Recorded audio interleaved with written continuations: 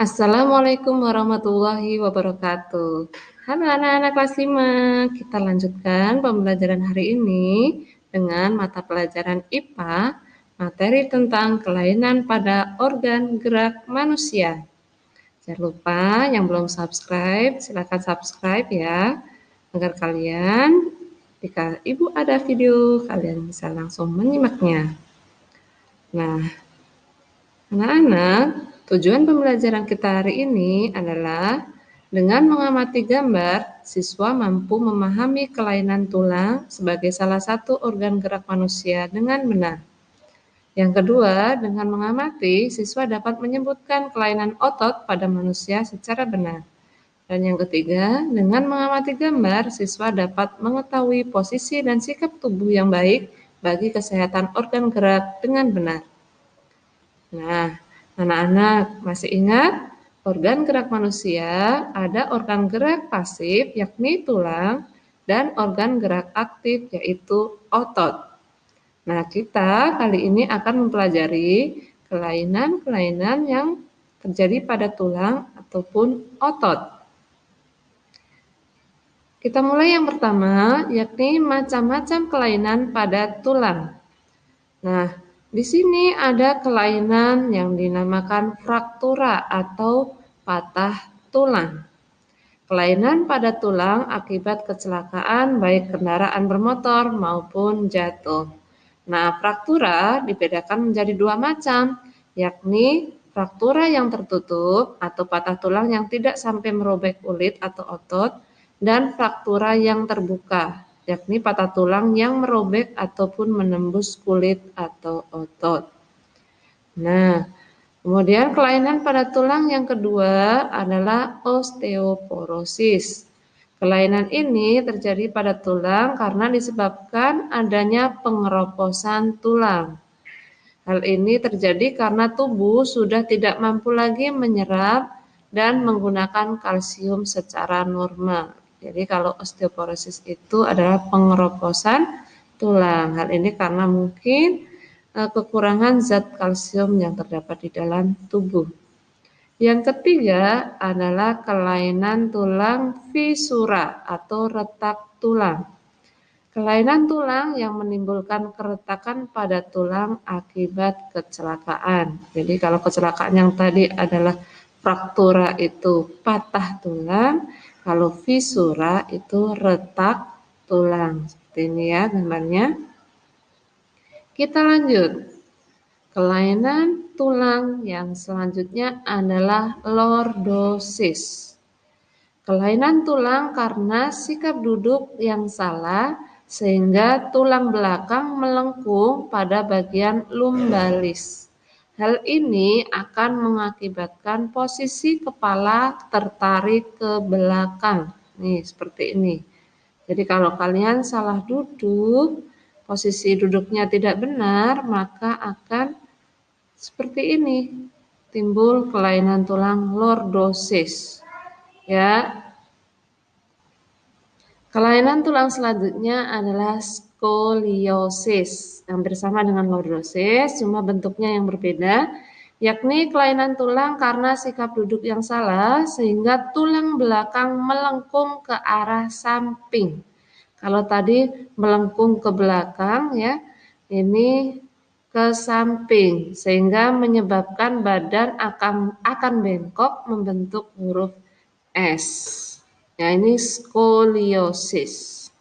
Kemudian ada kifosis, yakni kelainan tulang karena sikap duduk yang membungkuk sehingga tulang belakang membengkok ke belakang. Jadi membungkuk. Kifosis ya. Bedakan ini ya. Ini semua ketiganya ini akibat sikap duduk yang salah. Jadi Bu Guru harap kalian ketika membaca, menulis, ketika belajar, duduknya yang benar, yang tegap. Jarak antara mata ke buku itu minimal 30 cm. Jadi selain kesehatan tulang juga kesehatan mata.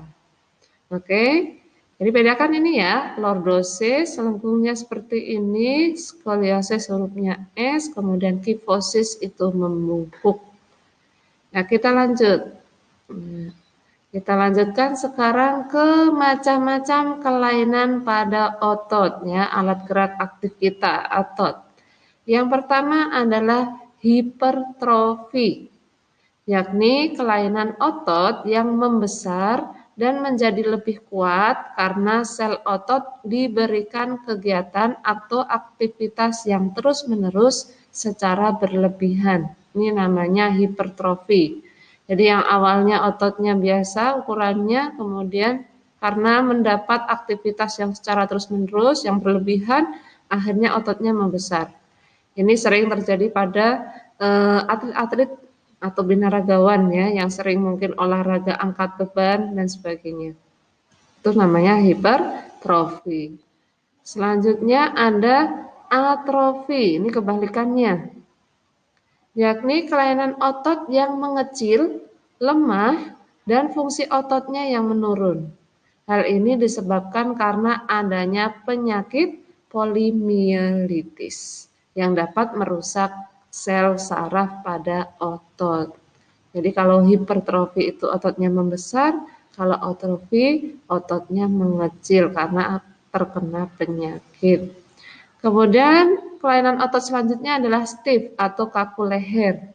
Ya, yaitu kelainan otot karena adanya peradangan otot trapesius leher akibat gerakan yang menghentak secara tiba-tiba atau salah gerak. Nih, biasanya di bagian sini, di samping leher kita bagian belakang. Jadi ketika kalian dipanggil seseorang, kemudian tiba-tiba nengok, hati-hati, karena takutnya nanti terjadi stiff atau kaku leher. Jadi ketika dipanggil seseorang, jangan hanya kepalanya yang menengok ke belakang, tapi badannya juga ikut bergerak, ya, biar tidak terjadi stiff atau kaku leher.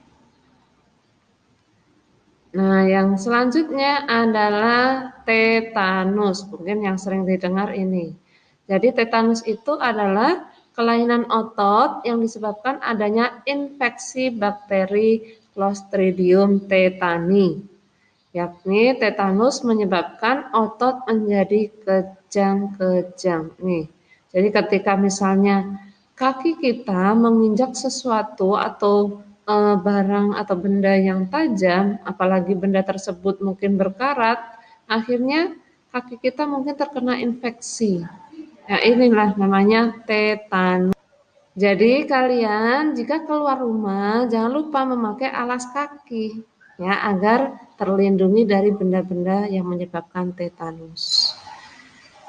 Nah, sekarang bagaimana caranya agar kita dapat menghindari terjadinya kelainan pada organ gerak kita, baik itu tulang ataupun otot kita? Nih, kita baca dan kita praktekkan di rumah, ya. Yang pertama, untuk menghindari kelainan kaki X yang merupakan bawaan sejak lahir, maka ibu hamil dianjurkan untuk memperbanyak mengonsumsi sayuran dan minum susu berkalsium. Ya, kalau misalnya mama atau saudara kalian yang hamil, boleh disarankan untuk banyak mengonsumsi sayuran dan minuman susu yang berkalsium. Yang kedua, agar terhindar dari artritis, sebaiknya selalu menjaga metabolisme asam urat dalam tubuh dengan membatasi makanan yang dapat memicu meningkatkannya asam urat. Nih, boleh ke orang tua atau saudara kalian diingatkan pola makannya yang benar, jangan sampai menimbulkan asam urat. Yang ketiga, agar terhindar dari kelainan lordosis, kifosis, dan skoliosis, sebaiknya melakukan olahraga secara teratur dan menghindari kebiasaan sikap tubuh yang salah. Misalnya, menerapkan sikap duduk yang benar, menyangga tulang belakang dalam keadaan lurus saat tidur. Nah, selanjutnya, agar terhindar dari osteoporosis, dianjurkan untuk mengonsumsi makanan dan minuman yang banyak mengandung kalsium, serta diimbangi dengan olahraga yang teratur. Lalu, agar terhindar dari rakitis, dianjurkan untuk banyak mengonsumsi telur, susu, minyak ikan, serta berjemur di pagi hari. Nah, siapa yang tadi sudah berjemur? Jadi, Sinar matahari di pagi hari itu banyak mengandung vitamin D yang baik untuk tulang. Jadi, eee, diluangkan waktunya setelah jam pelajaran pertama, sekitar jam 9-an kalian keluar sebentar, barang sekitar 10 sampai 15 menit untuk berjemur. Selain agar kita terhindar dari virus, ini juga akan baik untuk kesehatan tulang kita. Gitu ya. Jadi, Ibu harap yang tadi kita sampaikan dapat kalian pahami mulai dari macam-macam kelainan tulang, kelainan otot, serta cara mencegahnya. Ya, terima kasih. Wassalamualaikum warahmatullahi wabarakatuh.